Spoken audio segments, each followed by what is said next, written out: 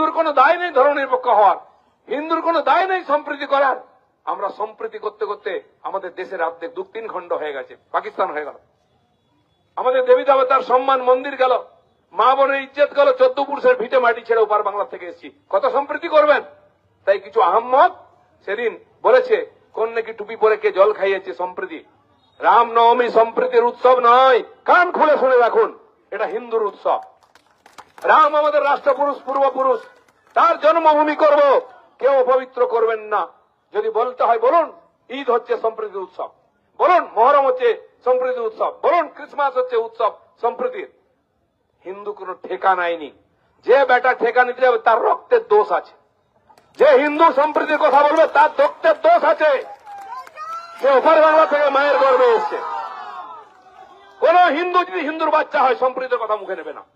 এই চোরগুলো, এই বাটপারগুলো, ধান্দাবাজগুলো আপনাদের সম্প্রীতির টুপি পরিয়ে পরিয়ে আপনার মা বোনের সম্মান ধন সম্পত্তি লুট করেছে। ভুলে যান সম্প্রীতি। গান্ধীজি সারা জীবন সম্প্রীতি করেছেন, কি হলো? কোথায় গান্ধীজি? কেন 3টা দেশ হলো? একই বৃন্তে 2টি কুসুম, হিন্দু মুসলমান, কি মুসলিম তার নয়নমণি, হিন্দু তাহার প্রাণ। তাহলে কেন ভারত পাকিস্তান? হ্যাঁ আহম্মক, কেন ভারত পাকিস্তান? আবার কেন মালদা মুর্শিদাবাদে হামাসের পতাকা উঠছে? কেন উঠছে? কেন হামাসের পতাকা উড়ে এখানে? কেন উত্তর দেবে না কেউ?